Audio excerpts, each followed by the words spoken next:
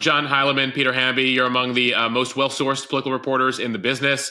I've had the fortune of covering campaigns with you guys. I've had the fortune, John, of working for you a couple times. And I want to say, Peter, I feel like we texted about this earlier in the cycle, that we've gone from one of the elections that was one of the most boring, one of the ones that we most dreaded covering in modern history, to one of the most interesting ones, starting at about 9:02 p.m. Eastern time on June 27th. Is that a fair demarcation point? I think that would be it. And history will remember that as the demarcation point. I mean, yes, 100%. Whatever it was, the first 8 minutes of that thing was, Peter and I talked about it that night on a podcast. But I think that most your thing is the thing that's most, that even you kind of lose track of because of how captivating the thing is now. And, we both have covered some pretty captivating elections. 08 was pretty captivating. There have been some pretty amazing elections. I've never seen anything like this in my career, but it really sucked before that. It wasn't kind of boring, like the way Obama was boring. It was horrible. I mean, it was a horrible, horrible thing. I went out, even the circus we had ended, and I was kind of am I not going to go to Iowa, New Hampshire, and South Carolina? I can see a justification for it. There is no real competition. The Trump thing is a fake competition. There is no competition on the Biden side. Maybe I should just stay home.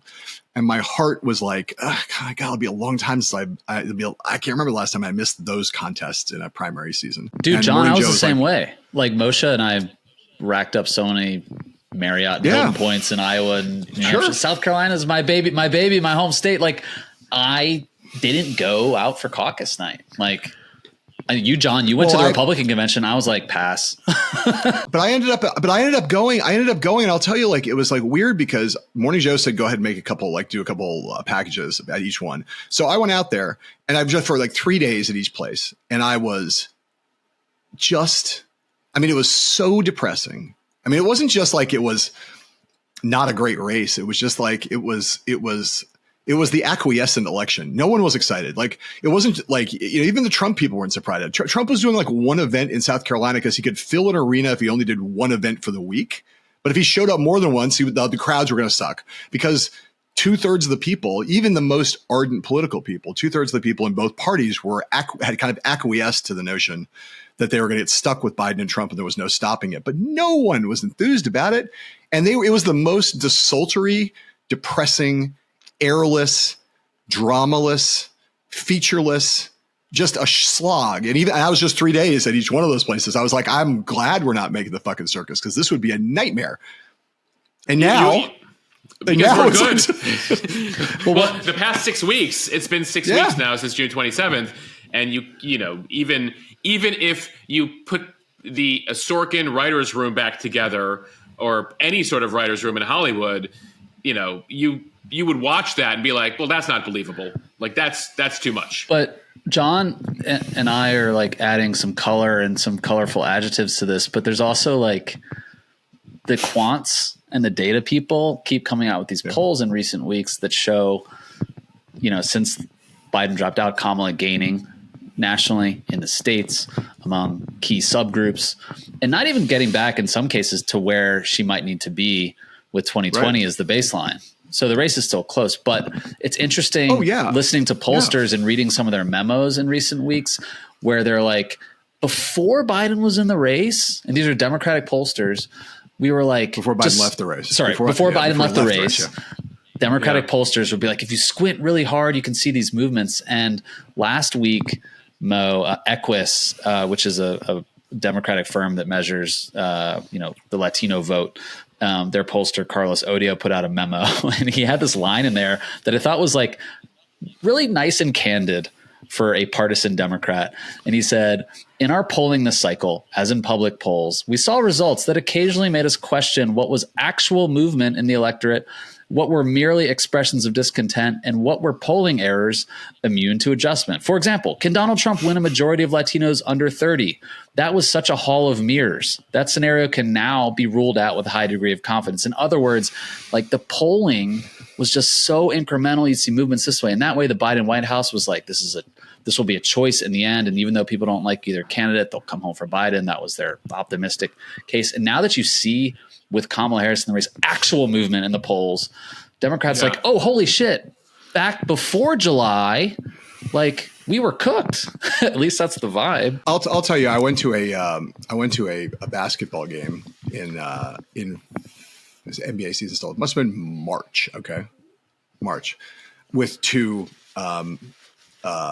senior Obama campaign people, veterans from both the 08 and 12 races.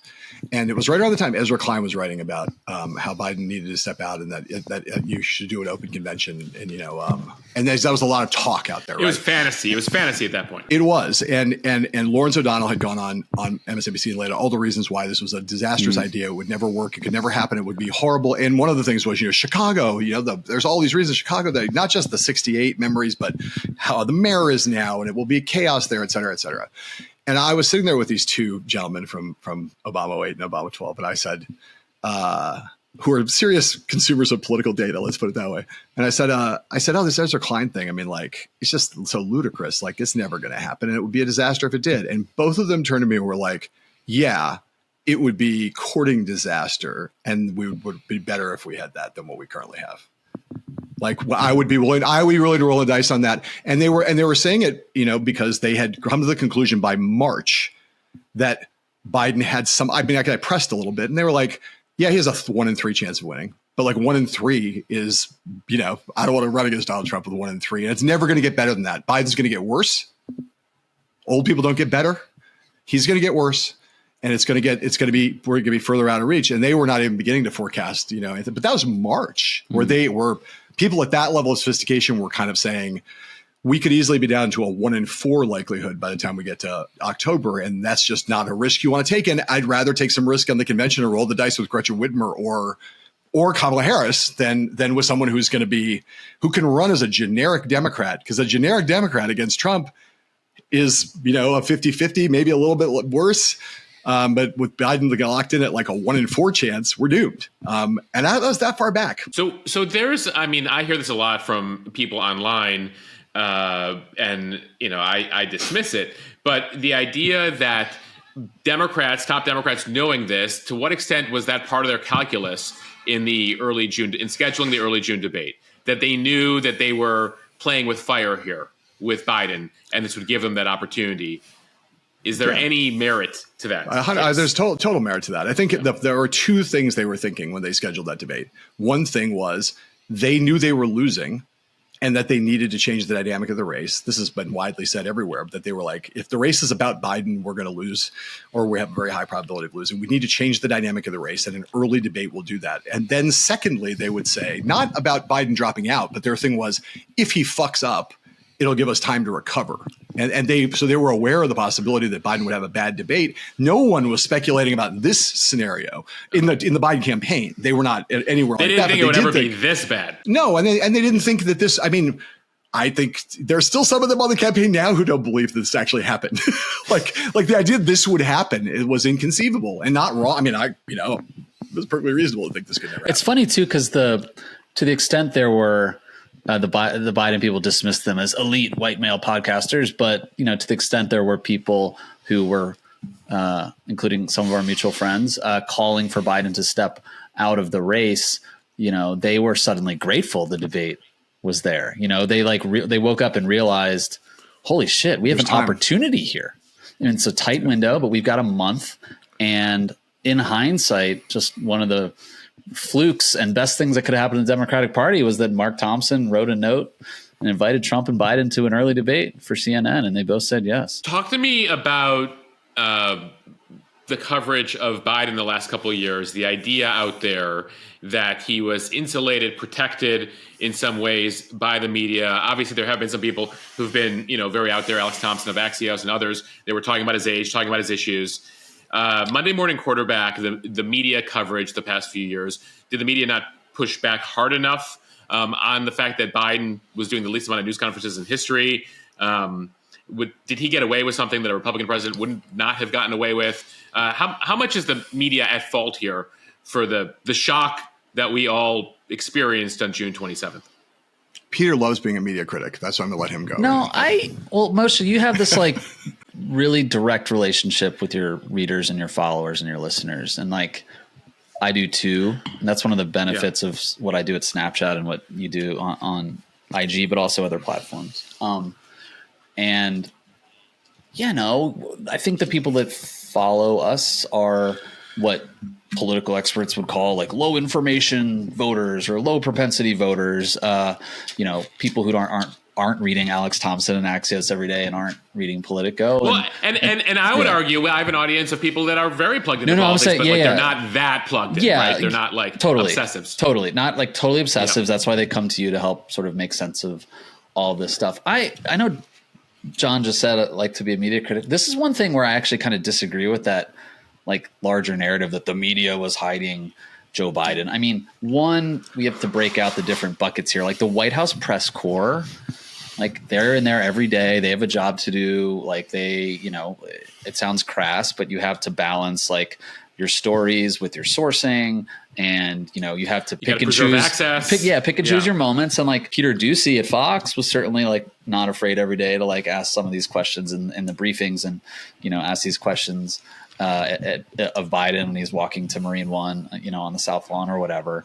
But I do think it was pretty apparent to everybody before Biden dropped out, before he took the stage. Like it's the number one thing I would hear about from readers and people who aren't inside the Beltway. Like whenever I traveled or just even in LA, like Biden's really old. It's like the number one thing in every word cloud and every focus group. It was the number one concern in every poll. Like the idea that this was like somehow a secret is actually just not true. I do think that like the tone of the relationship and the conversation between the press and the Biden White House shifted aggressively after the debate.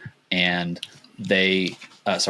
reporters felt that, the White House press shop was not being more forthcoming about Biden's health issues or visits with doctors. And, you start to hear them ask about that stuff more and more and more. But there's still they had those lines for months being like, you need to see Joe Biden behind the scenes. So like that sort of if anyone like credulously parroted those lines in their stories, I just don't really remember a lot of reporters papering over it. And there were some reporters, like Alex is one. There's other reporters I won't name who sort of like felt like they were taking a victory lap, saying we've been talking about how Biden's old this whole time, but like so is everyone on the planet. I don't know, John. Do you have a different opinion? I have so many opinions about this. I'll try to restrict them some. I'll try to restrict them to a reasonable number. The first thing, I totally agree with Peter about the first thing. The first poll that showed that Biden's age was a significant problem came out in October of 2021, 8 months into the administration. I've never seen a presidential administration where a pollster would have asked the question about a first-term incumbent 8 months in. Do you want this person is this person fit to be president? It's just not a question you ever put on the survey that early. And in that poll showed that I think about half of Democrats in October of 2021 already were saying Biden was too old to serve a second term. It was in every poll from then on. It never changed. It only got worse. And over the course of that almost 3 years, and this is just to Peter's point, the public was not missing. It's not like there was a cover up here where the American people had no idea that Joe Biden was having some cognitive difficulties or didn't move very well. You can criticize individual mainstream media reporters for not pushing harder on some of the things you said, Moshe. I think, I'm always think that the mainstream media should push for more access, more interviews, more direct things with the White House. I'll say something else about that in a second, but it's not like the people of America were somehow systematically deprived of information because they were telling pollsters over and over again, Democrats and Republicans saying he was senile, Democrats saying he was just too old, but they all, it was all there. And there was plenty of reporting about that. What there wasn't was as much of a kind of sharp questioning of why are you Democrats knowing that this is a This is the thing that's holding Joe Biden down. Why are you sticking with him? Why are you not primarying him? Why are you not acting like a political party who says, hey, you said you were going to be a transitional president, by the way. And like, it'd be a good idea after the midterms in 2022 to pass the torch. Why did the Democratic Party not do that? Why did reporters not get more focused on that? That's a reasonable question, but it's not like, so it's more of an indictment of the Democratic Party and leadership that they waited so long. And we're keeping their fingers crossed versus the media here. I think that's one thing. And then I would say this also about the like the Biden campaign, the Biden people in the White House were very, if you stepped out of line, I don't cover that on a day-to-day basis. I'm not one of those people. Neither is Peter. Neither are you, who sits in the White House press office every day and gets your ass kicked and gets frozen out if you if they are playing that retribution game, which they were with a lot of people, and they aggressively tamped down coverage and fought really hard against coverage of these issues related to his age and potential infirmity. And that's their right to do that. And it's our job to fight that. But I will say, when people look back now and say, Joe Biden has done the fewest in-person interviews of a president, tut with him. Look, Donald Trump did a lot more interviews. Were they helpful in any way?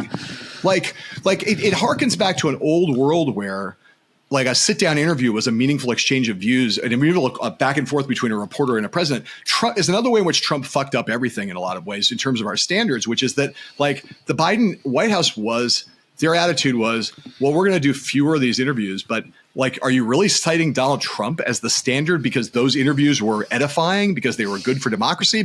So he sat there and did more interviews, but he lied more constantly, and you guys didn't call. It's like, it's a weird, he should have done more interviews. There should have been more access, but it's a kind of a sign of the times of where we are that's now.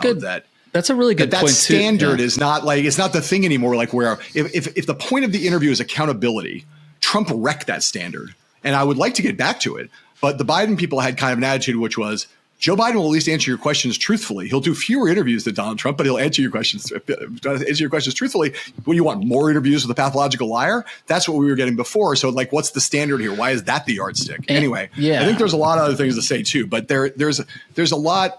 And then there's these other questions I think that go to some of the things get much more acute. The questions of how much lying was done by the White House, how much willful blindness was there on the part of Democratic donors and other people in the party, how much did reporters miss the signals, because Biden's condition did get worse in a pretty dramatic way, I would say, in the last 6 or so months that he was in office. And that happens with people in that age. Yes. And increasingly, it sounded like the White House was protecting Biden from even other members of the staff, that even people in the White House were being, not even the media, like people with a pass who are walking around the West Wing don't have access to them. All right. So these questions have to, I'll stop now, but just to Peter's point, you have to kind of unpack them, because there really is a different set of questions in December of 2021 versus in April of 2024. I mean, and everybody who knows octogenarians knows that they don't decline in a linear, way. They have step functions. And the fact, I think for a lot of people who have spent a lot of time with Biden,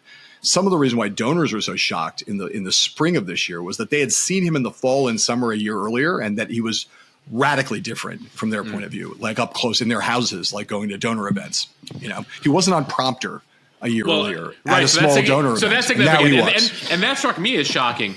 Fundraising event, people who are donating money to you, love you, and they're putting the president on a teleprompter with a prepared speech, that's typically an ad lib. For 15 minutes of remarks, not just for a speech, just like, hey, say everybody, thank you for your checks. Have a nice dinner. Right. He's in a living room of someone's home, and he's giving a formal. It's something that struck me too. Also at the NATO summit, or just before that, he's doing these things with world leaders where they bring in the cameras for 2 minutes before the private meeting happens, and he's reading off a note card for what is typically a 90-second. Hey guys, I love the UK. Well, that John said a couple things I really agree with that get to that NATO summit. I was just going to talk about that. One is the Washington press corps and the White House press corps. They are younger and more digitally savvy, but like institutionally, they have a different standard around what they expect from a president. It's like you have to do the sit down, do the ed board with the New York Times, do the interview with World News Tonight.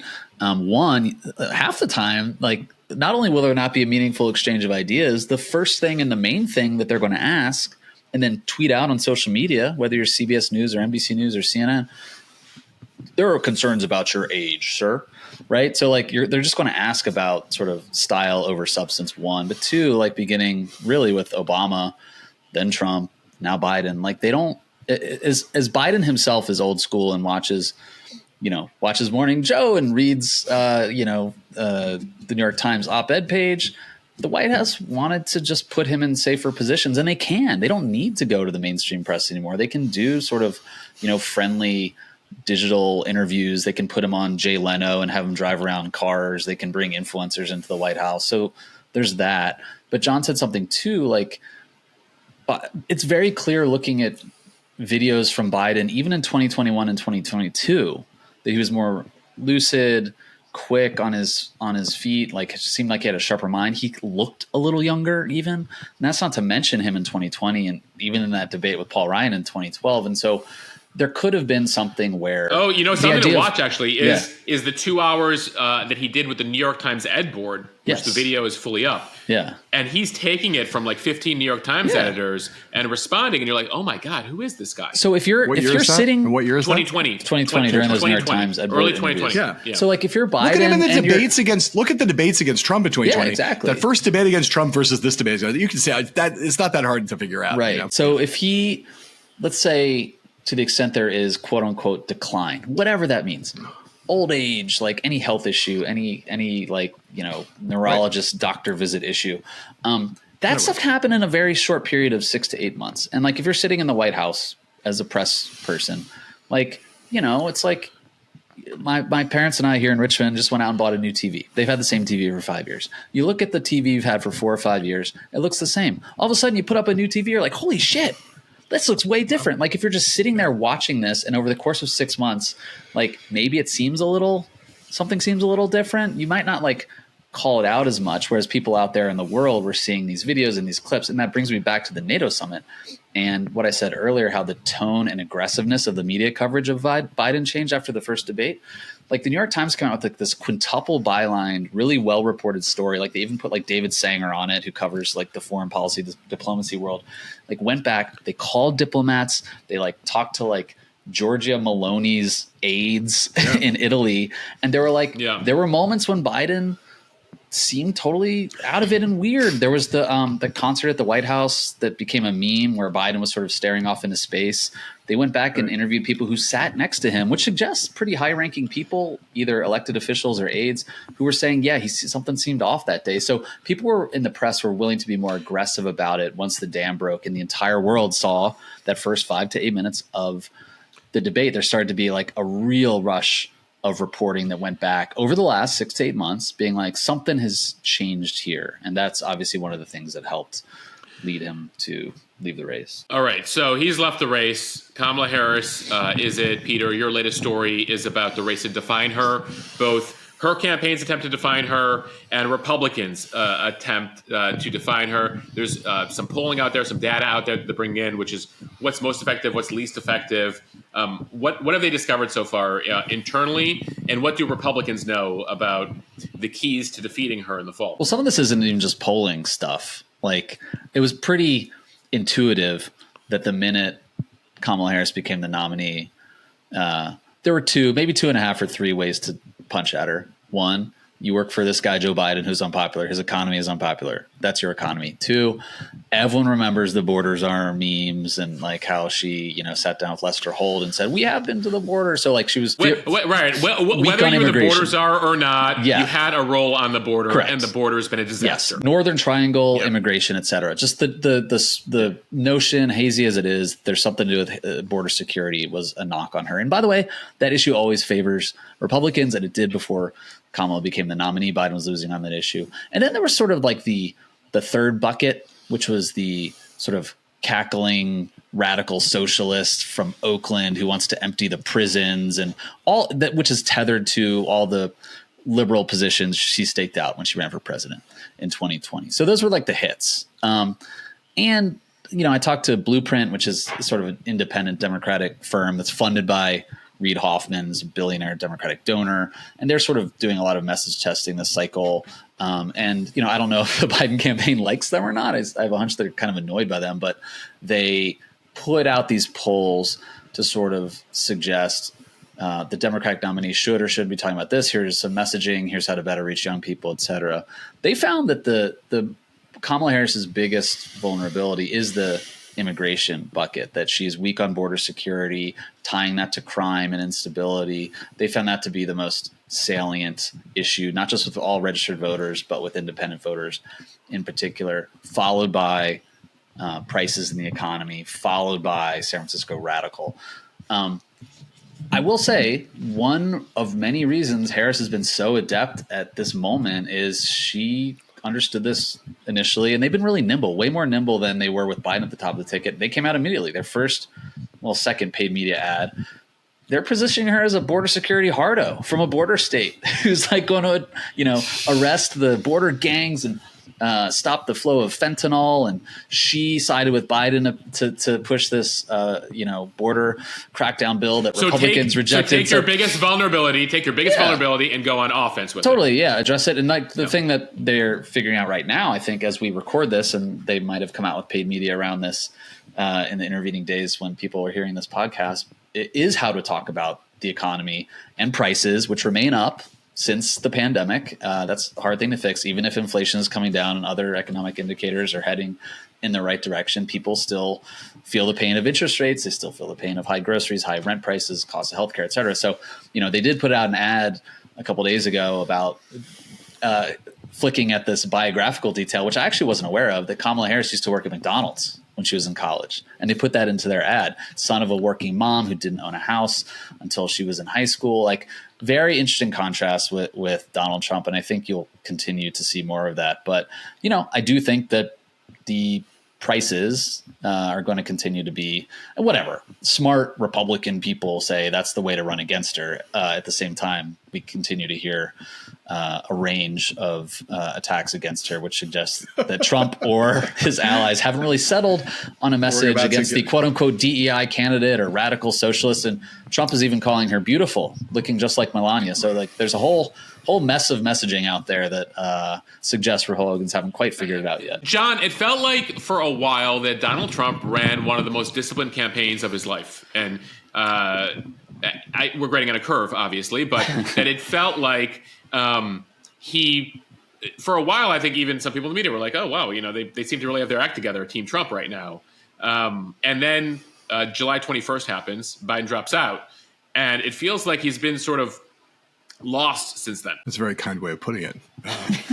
Lost. I mean, I think that to sort of this makes a very good transition out of what Peter just said. There is she Kamala Harris has a mixed. One of the questions people have always had about her is what is her political true north? Like, what is her actual political identity?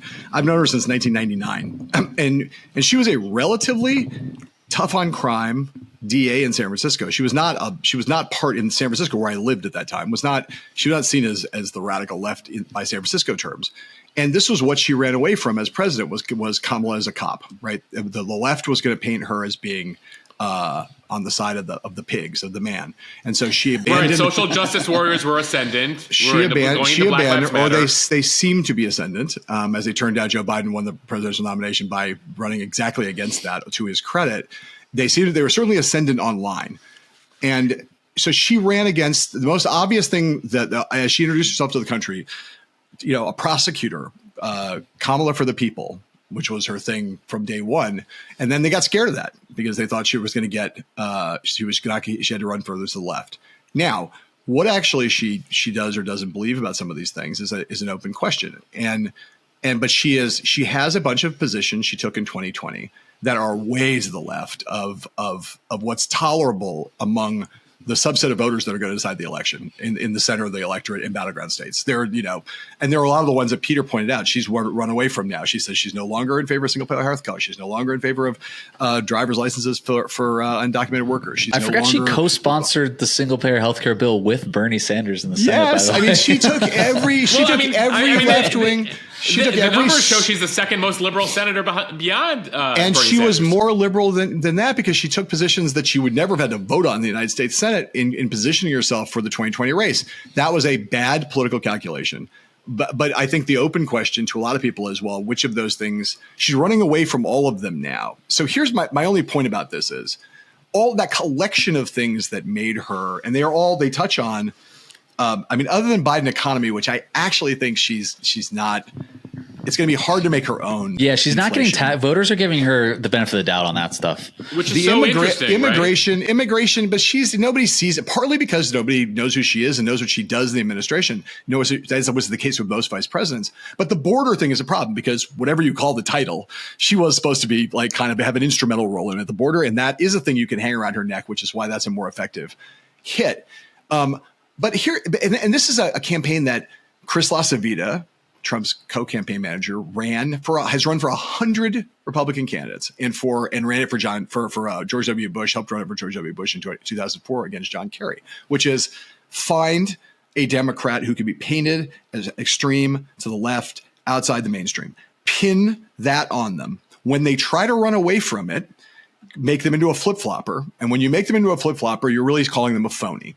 And that's why this Kamala chameleon thing is a real thing. Now, I'm not saying it's a winning thing, but it's a standard playbook for Republicans. It's not just you paint them as too far to the left. It's that when they try to run away from that, you are able to say, this person doesn't believe anything.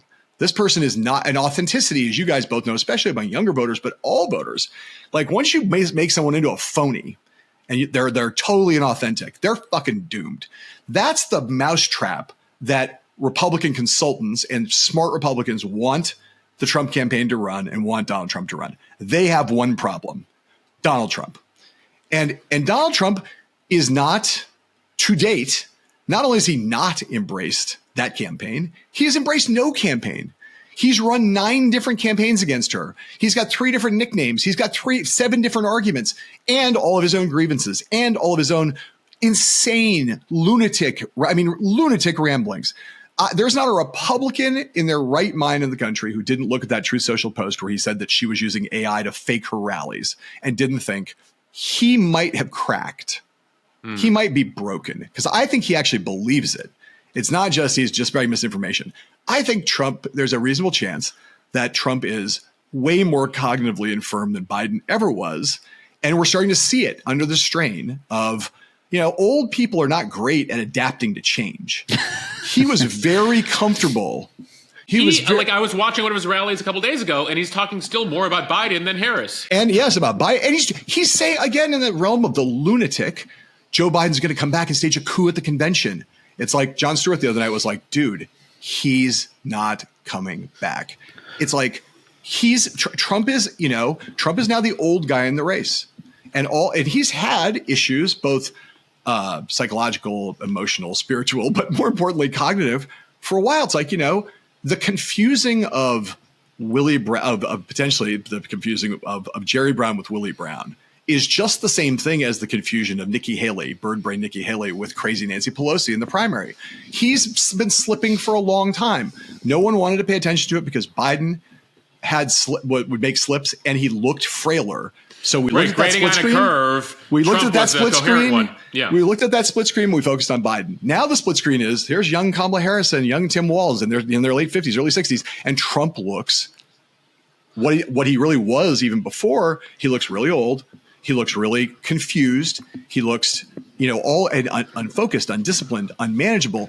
And on top of that, he seems to be getting worse in the face of like this radical change. That's a change for all of us. We're all like freaked out by what's happened in the last 6 weeks. Can you imagine if you were 80 years old and you were like, you've been running for president for a couple of years, been built your whole life around the notion that Joe Biden was going to be your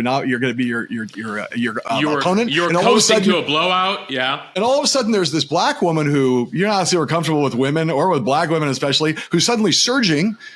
He's befuddled, like in a profound way. And I say all that not just to beat him up, but to say the following.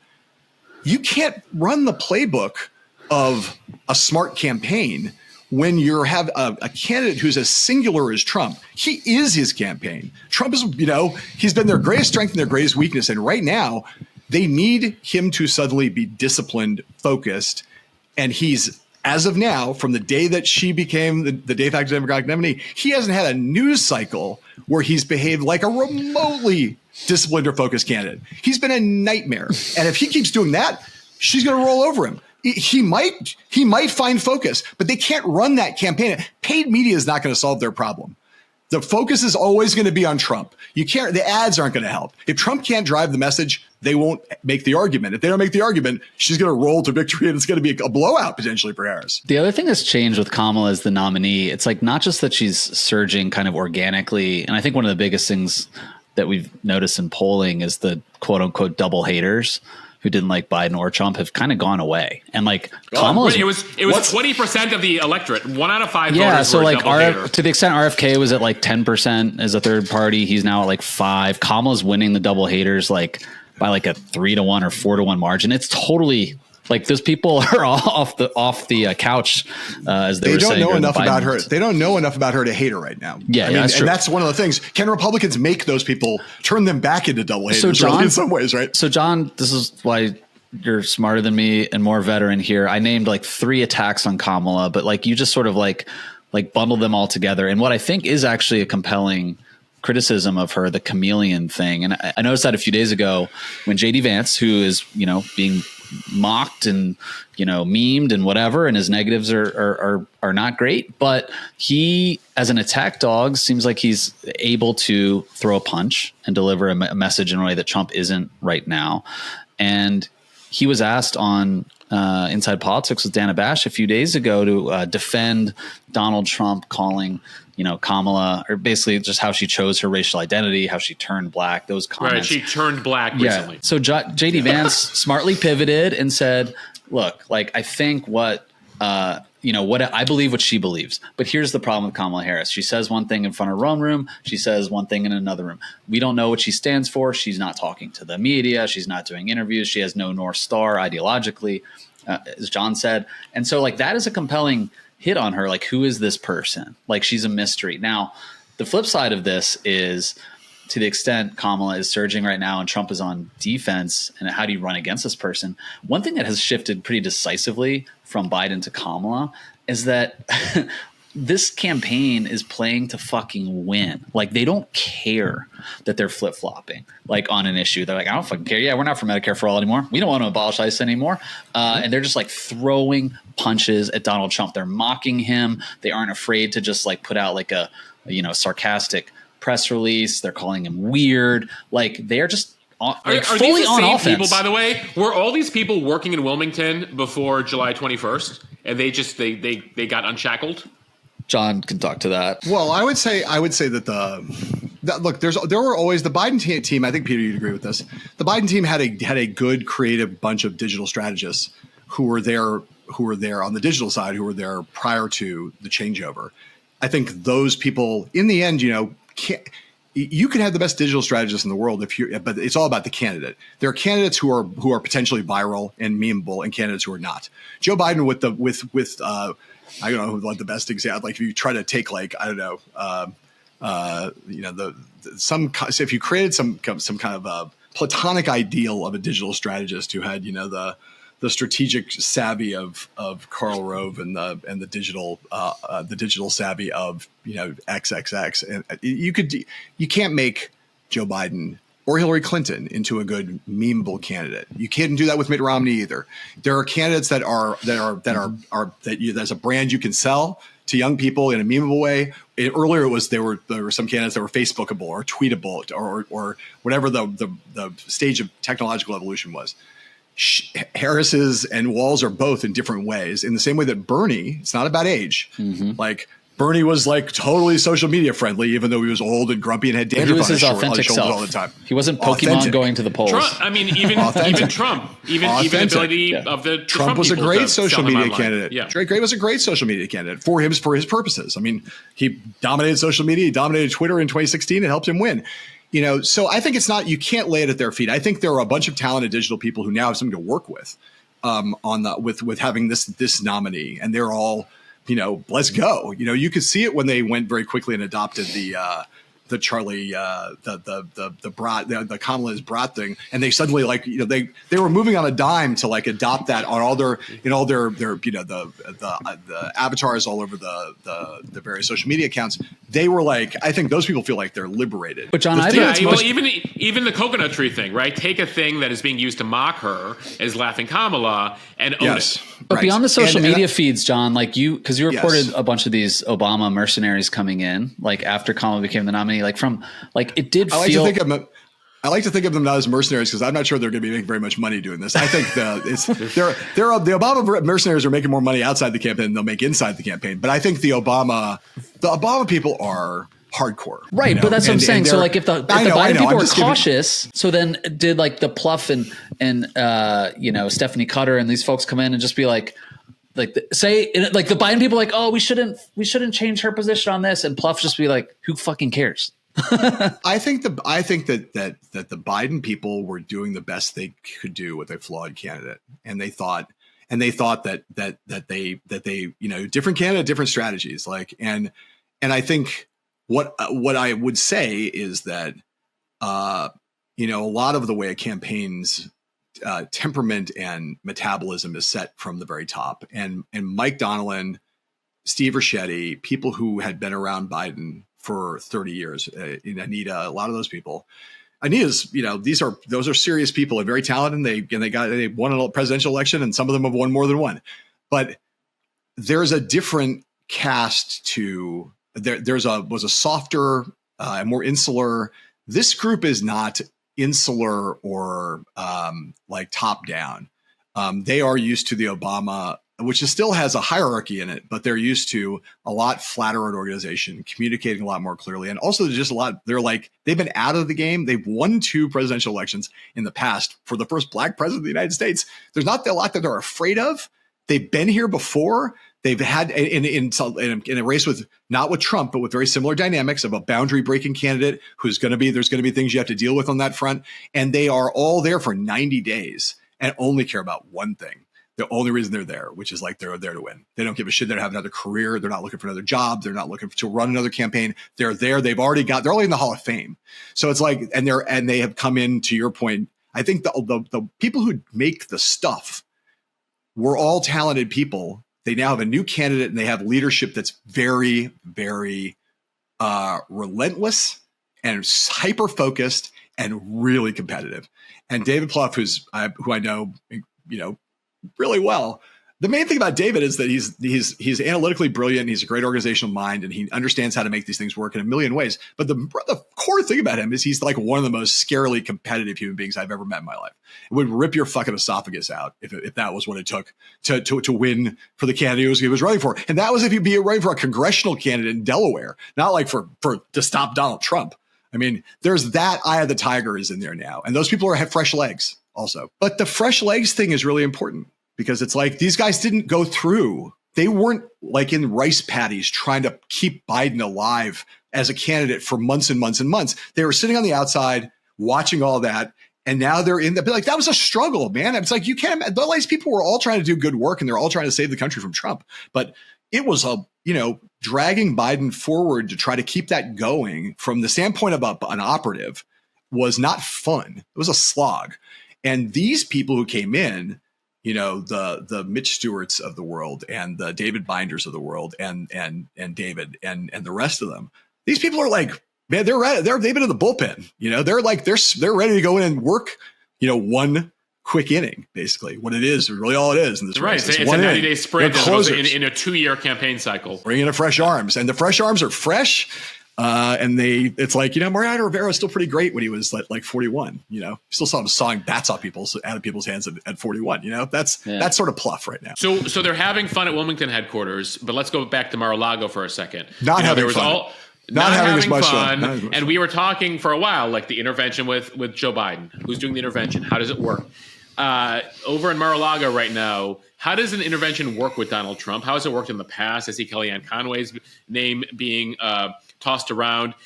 How does a conversation work with Donald Trump where they have to explain to him, if you keep doing what you're doing, you're going to lose in November? Well, not easily. I think there's it's a really look. I don't think it necessarily worked all that well with Joe Biden either. The interventions with candidates are hard I would not say there's a lot of them who take those interventions well. Right, and they're not just candidates, right? He's been the president of the United States. That's like and he's also Donald Trump. He's also Donald Trump. I think, I don't know. I think people have been trying to encourage him. If you read that piece in the Times that Maggie and Haberman and Jonathan Swan wrote over the weekend, that it was that gave this picture of this high-end donor dinner that Trump was at out in the Hamptons, which is a really beautiful piece of reporting because it was very vivid. And it's the kind of thing that anyone around Trump has to confront, which is like, all these donors who are kind of going, you got to stop, Mr. President, we love you. We really want you to win, but you got to stop saying you can't campaign this way, that way, this way, that way. And he's like, fuck you. Like, I'm not here to listen to you. And and you then see Nikki Haley on television last night saying the same thing, which just drives Trump further away from rationality. Like he sees bird brain Nikki out there. I'm using his name for her, and it makes it harder. And he's going to fire Susie or La Savita in the next. I mean, we could run a pool here on when he fires campaign managers in the summer of campaigns. He's done it. He did it in 2016. I think maybe twice. He did it in 2020 when he fired Brad Parscale. He's going to fire one of these two.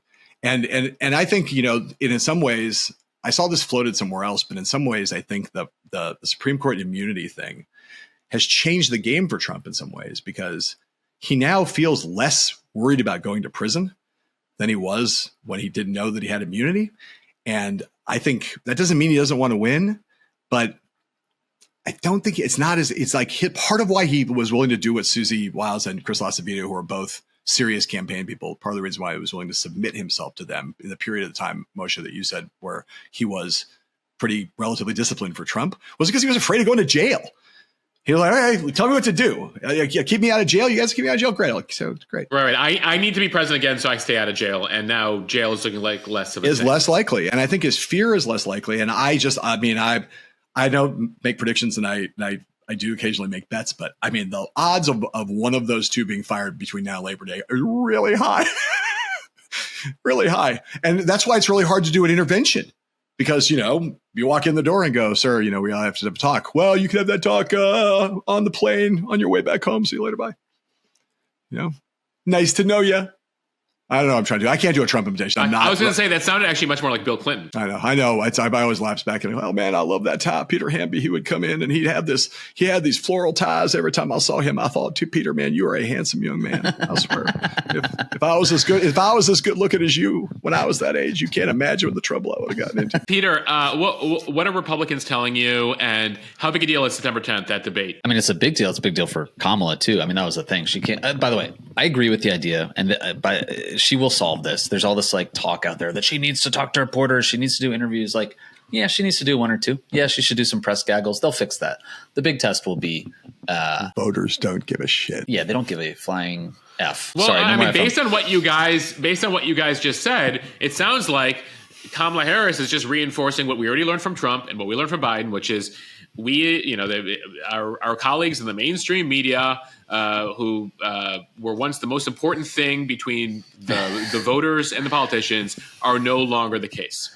That's no longer the case. Yeah. And Kamala just reinforcing that. Like, course, I don't need to do you guys. No, I need to do Mo News. I'm doing an incredible job so far defining myself. I need to do podcasts. I need to do Mo News. I need to reach direct people. Yeah. I need to talk to Peter Hamby on Snapchat. As Kamala Harris did, example. Right? You had Kamala Harris on Snap. By the way, here's a good example. Thank you for saying that. And this is why I think that she will be good in the debate. I would say that the take, that I think I'm most proud of this cycle was interviewed Kamala Harris for my Snapchat show in March in Phoenix. And I hadn't spent a lot of time with her up close since you knew the caricature 2020, 2019, maybe going to talk to her in the Senate, talked to her a few times as she ran for president. It'd been a while. And so, yeah, you knew the caricature and the Selena Meyer memes and whatever. And I talked to her about Gaza and young voters and third party voters and, prices and rent and just a variety of issues. It's a 20-minute interview, we cut down to Snapchat size. So not that long, but the thing I came away from was like, oh, wow, she's way better than I remember. And like, that's just a function, I think, of, the VP slot. Like, no one covers you. You're kind of like, it's not the world's greatest job. But you get your reps in. I try to explain to people practice, that, like, besides Dick Cheney, VPs have never really mattered. Yeah, I mean Worse than that. I think that's there's a reason why that guy John Ansgard the job was yes. wasn't worth more than a bucket of warm piss. Correct. All the kids who watch the show can go look it up, and you'll see warm bucket of spit. But that's not what he really it's said. piss. John is right. It's piss. But anyway, Kamala Harris had at that point met with like 160 world leaders. She's done media interviews. She had done a college tour. She had been going to swing states, and she had been given a series of issues reaching out to young voters and abortion rights in particular post Dobbs that just felt more in her strike zone than like stemming immigration from the Northern Trial, whatever. And so she just felt comfortable. And I wrote for Puck, this is maybe the best I've ever seen her. And like, again, I didn't know her in 1999 when John did, but like for my little context from like 2016 to 2020, I was like, oh man, she's good. And then she becomes the nominee and everyone sees she's pretty good. And so with this debate, look, I mean, she's going to have answers on issues. Trump, I just think I don't want to predict the future, but I think especially compared to Biden, like she just has to get out there, be agile, finish sentences, like stick to her lines. The like standard Trump, is low. The standard's pretty low. And that's like Trump looked, we always forget because Biden was so bad in that debate. Trump looked terrible in that debate. He looked angry and sweaty, and like he didn't have a message either.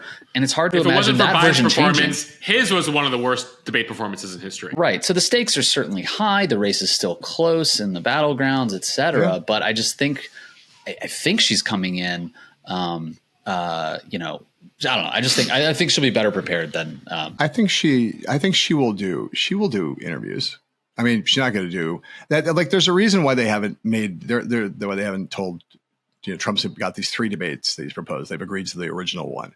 And their attitude is, their public position is, well, let's wait and see if Trump shows up, which is perfectly plausible, like perfectly reasonable place. Like, we'll talk about the other debates once we've gotten through the one that was agreed to before. If Trump shows up, we'll talk about it then. That's both a reasonable position and a good position tactically to take, because why would you pre-commit to debates with Trump given A, his flakiness, B, you don't know what is this whole brave new world here. Let's see how that debate goes from their standpoint and see, do they need another debate or they not? To again, back to Peter's thing about how they want to win. They will do as many mainstream media interviews as they think they have to do to win the race. They will not do them because people are badgering them. They will not do them because JD Vance is saying that they have to. Their attitude is like, we're going to decide what the right number is. Now, I'm not saying they'll get that right. And there will be, I think for the people who matter in the election, which is really, this is a deep thing of research, the people who are going to actually determine the outcome of the election, there's, a thing that was never done for her because it's never done for vice presidents. It was done for Biden to some extent, although Mike Donilon was much less data focused than someone like David Plouffe is.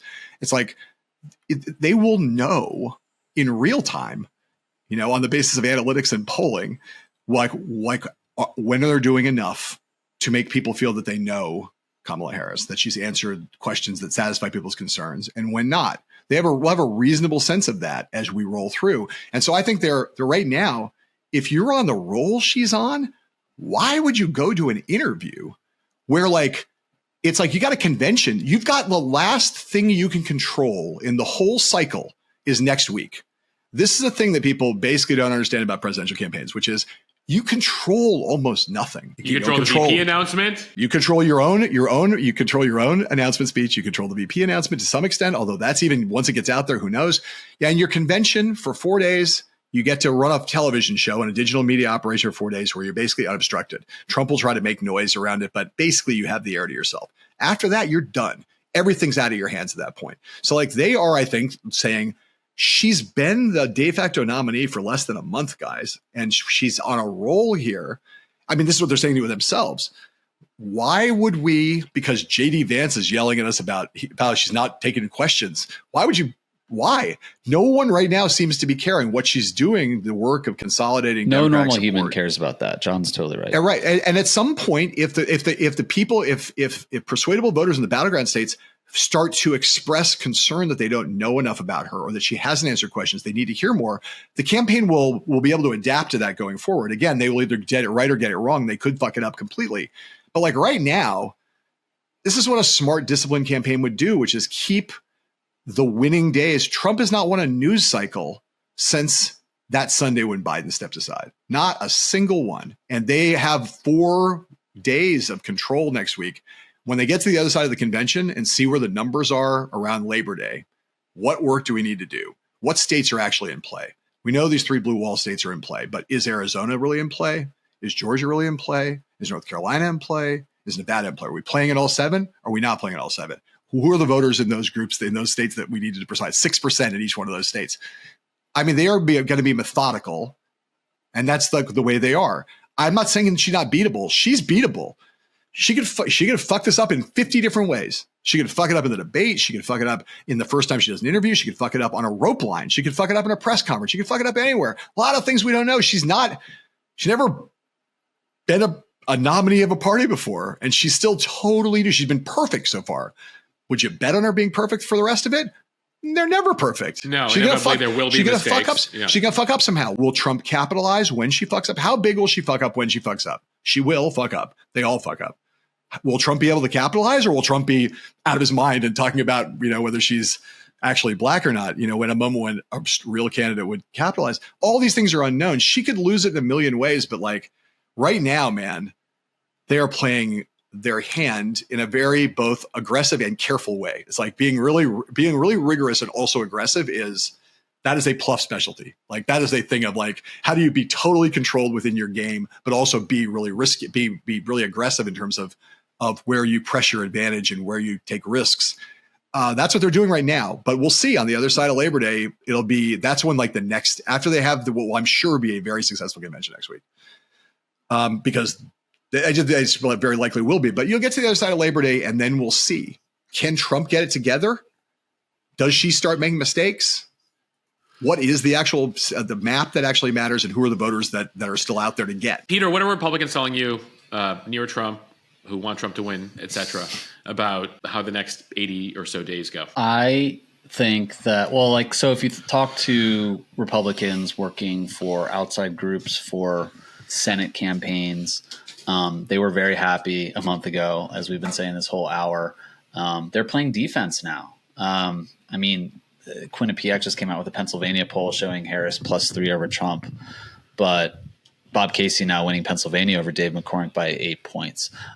Preserve America and MAGA Inc. for the first time are spending a shitload of money, not as much as Future Forward and the Kamala campaign. They're spending more money than Trump. You're talking about the Republican super PACs supporting Trump. Here. Yes. Yeah. So those are the 2 big pro-Trump super PACs. They're in all 7 of the quote unquote battlegrounds, including North Carolina. And North Carolina is, I think it's actually like in play. That's my personal opinion. But that was not a state that the Trump campaign or their allies were spending money in when Biden was in the race. And when Biden was in the race, and we saw this from a range of polling, suddenly Virginia and Colorado and New Hampshire and all these other states were like notionally at least in play.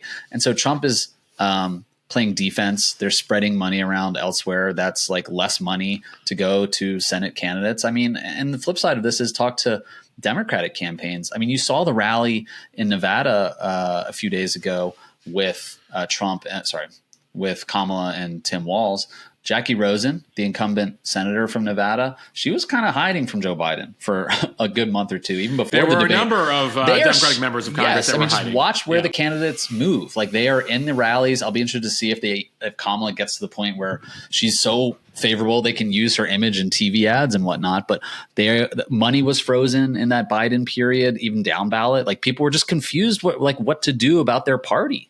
And now you see Democratic candidates rallying to Kamala Harris. Whether she's flip-flopping on fracking in Pennsylvania or not, like Bob Casey is much more willing to talk about Kamala Harris than he was Joe Biden. So I just, if you've been around campaigns enough, you just get a sense of where the momentum is and the good vibes are. And it certainly feels that way down ballot for Democrats. And I don't get that impression when I talk to Republican strategists right now. It's just not great. One question I have is, have the pollsters that you guys talked to fixed whatever the problem was in 16 and 20? Do they feel like they can actually account for Trump voters? How do you read polls? Because there's always this sort of idea that there's going to be a slight Democratic advantage, but they have to get they have to have such an advantage that they can actually win.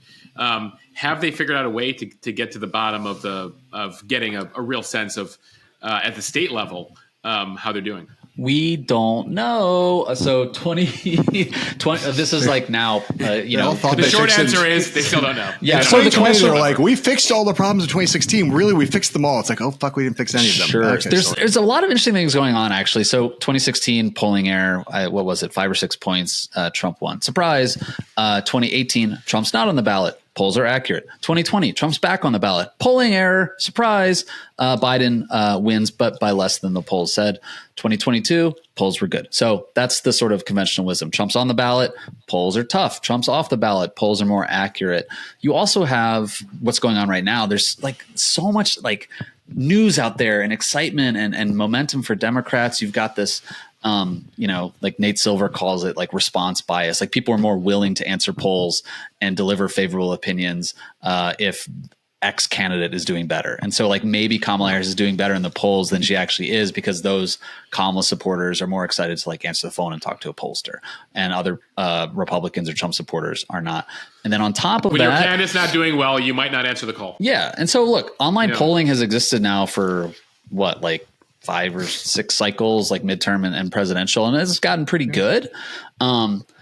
But we just don't know. We don't know how. The thing with Trump is always like he brings in people from outside the political process, and so a good pollster, will sort of like go through the voter rolls, match phone numbers to that, call those people. They have voted before. Trump brought people into the process that hadn't voted before, so it's like hard to follow who they are.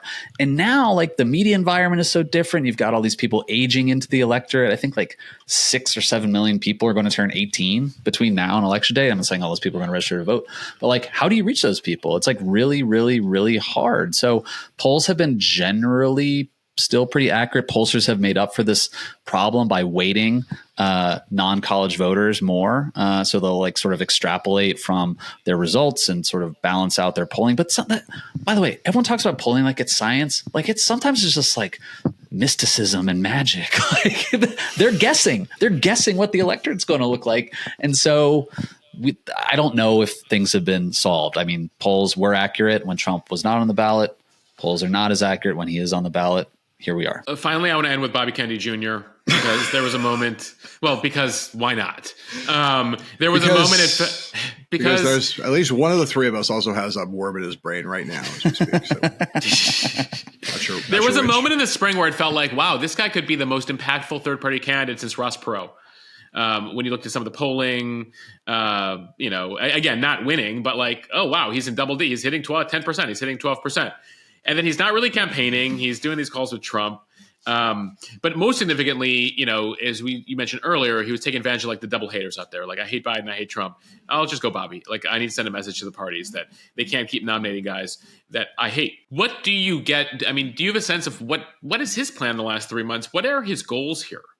And what potential impact, especially in some states where like the margin was like 10,000, right? In places like Georgia and Arizona, et cetera, in 2020. And so even that, like he could make a difference if he's on the ballot there. Well, I'll very quickly say, I have no idea he's a fucking crazy person. Like you're asking like, why is he doing this? What's like, why is he doing this? Because sometimes you're doing it because you want a TV show or a book what is his motivation? I have no idea. I thought the New Yorker piece that Claire Malone wrote that came out a week or two ago was actually like unbelievably illuminating, because like I knew about him as like an environmental lawyer but like it goes very deep on his bio, and he is he's a very weird person. He's a wreck. Yeah. He's a wreck. So, he's mentally, I mean, they're all mentally ill in various ways, but he's, I think the reality is, Moshe, I don't know the answer to this. I always thought, by the way, this is what I've also the record. I look back about the beginning, when people were most concerned about him, he's just not, that guy is not all there. Like in the sense of like, he's not, and the fact that you couldn't tell, this is not one of these kind of interesting post-ideological candidates who like somehow draw, because he's a libertarian, like, Bernie Sanders can sometimes draw you, if you take the left libertarians and you go far enough to the right, eventually Bernie Sanders and Peter Thiel are having dinner somewhere. It's like, it's not like a theory of yes, the horseshoe, like he's not like that. He's just a conspiracy theory nut who has the name Kennedy. And so like the issue with him was that because he was called Kennedy, there was some view that there were some Democrats who didn't like Joe Biden who might drift to him. And because he's mostly known as a right-wing anti-vax conspiracy theorist on a bunch of fronts, he was a risk to Trump to take away some votes from Trump. And I actually think that what we're seeing right now is that this is another effect of Biden getting out of the race, is that the double haters, the ones who were like basically Democrats who didn't want to vote for Biden. Now, I'm not all of it's no automatic thing here that Harris will get all of them, but a lot of the Kennedy Democratic vote were people like that. Traditional Democrats didn't really know much about him except he was named Kennedy, and they would never vote for Trump. They thought Biden was too old. And so, hey, there's a guy named Kennedy on the ballot, maybe. I'm talking about very low information voters here. And on the right side, the reason the Trump people were always terrified that is they knew that on the issues, and as people got to know him better, that his environmental record is not the thing people know about him. What people know what he has been fundamentally for the last decade or more is a classic right-wing conspiracy nut. And that is a problem for Trump. And I think as you're starting to see a lot of this shake out, and even I think Tony Fabrizio, Trump's pollster, would acknowledge this now, that in almost every poll now against Harris in the three-way set, that him being on the ballot helps her as opposed to what it used to be before. Not by a lot, but by a couple points. Look at the difference between most of the polls where it's just Harris and Trump head to head versus when you throw the Kennedy thing in. She always picks up a point or two net on Trump in those, because most of the voters he's taking away now are Trump voters. And they're mostly, again, that kind of anti-vax conspiracy theory, QAnon type who are like into him. He's bonkers. I mean, he's bonkers. The Bear story alone, the Central Park Bear story, is enough to prove that. But like, I'm just think about a presidential candidate who in his adult life sexually assaulted or harassed a babysitter who then, when it was found out, decided to write a not particularly apologetic text message to her in the middle of the presidential campaign. And then when asked if there would be any more stories like this, said, I don't know, I wasn't a choir boy growing up. Like, that guy is a guy who's going to diminish. The more people know about him, the smaller his vote share is going to get. Because I'm not going to try to be like funny or dismissive. I just think there are candidates who the more exposure they get, the more sunlight they get, the more their impact goes down. And he was a guy who was like at his peak of potential salience when no one knew anything about him. And now the more people know about him, the more it dwindles and dwindles and dwindles. And I imagine in the end, I'll make a bet here on this program that in the battleground states that Bobby Kennedy will be at under 2% in every battleground state by the time we get to November. Yeah, third-party candidates, and this is true in statewide races, it's true in presidential, like they get the buzz, they don't close out as strong as they show in polls. That like almost always happens. And you also, on top of that, have the DNC and some outside Democratic groups who have been putting all this pressure on him for months and months, basically trying to bring him down in the polls. But so he's on the ballot so far in 19 states. Among them are Pennsylvania, Wisconsin, Michigan, and North Carolina. So those would be like the four battlegrounds that he's on the ballot. And he has enough signatures to get on in Georgia, but Democrats are suing to block him. But I think John is right. Like, he was over-indexing in polls among Black voters, Hispanic voters, not to be dismissive, but they were like sort of the under 40 low information voters. And a lot of them were young men.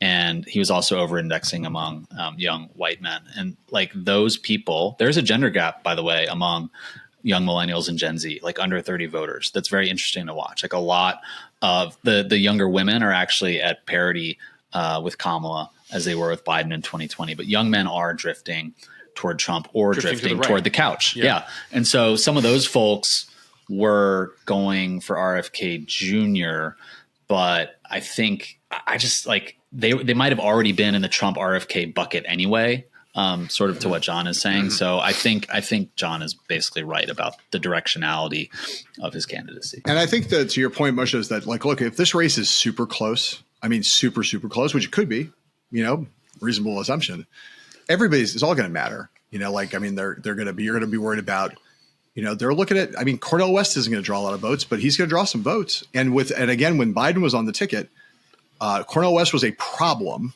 with Black women because Black women were never going to go to Trump, and a lot of Black women didn't want to go to Biden. And Cornel West, I'm not talking about, a problem like a thing where Cornel West takes 11 or 12% of Black women over 45. If the race is close enough, that's a problem in Pennsylvania or Michigan. Obviously, that's going to change now with Harris, right? And it's happening also with on the. I mean, it's an interesting thing, to go back to the very top of the conversation when Peter made this very important point. She is doing better than Biden in every voter group that she needs to improve with. Latinos of all ages, African Americans of all ages, better with women than with men, but still with men, which is where the Trump people had kind of tried to get a beachhead going. She's doing better with young voters. She's doing better in all those sets, but she's still not at Biden's 2020 numbers with any of them. Now, that's not she's only been in the race a month, but they need to grow into those numbers because she's still way below where Biden performed in 2020. So, but you could end up in a situation where Cornel West, Jill Stein, Bobby Kennedy, any of them could have an effect. The question is kind of whether, some of these states in the end, if they're all basically white noise level, do the left candidates who take some votes away from Harris on the left, meaning Cornel West and Jill Stein, kind of cancel out the votes that Kennedy takes away if they're small enough, and you end up with where Bobby Kennedy is more of a Cornel West, Jill Stein kind of candidate, and then you're kind of like they could end up canceling each other out and not having any impact at all. Again, I'm speculating a little bit, but that's more what it's looking like now. Like that Kennedy is more the one who's going to draw maybe a point or a point and a half away from Trump, and those lefty candidates might draw a point and a half away from Harris, and it might not matter because they're kind of balance each other out. The problem was when we thought that Kennedy might be the problem for Democrats was that you could have looking at a situation where Cornel West, Jill Stein, and Bobby Kennedy all taking votes away from Biden. That was like a situation that Trump people really liked, and why you often saw Trump shitting on Kennedy. But before it started to turn, and then he was like, "Oh, maybe I need to have this guy in my administration."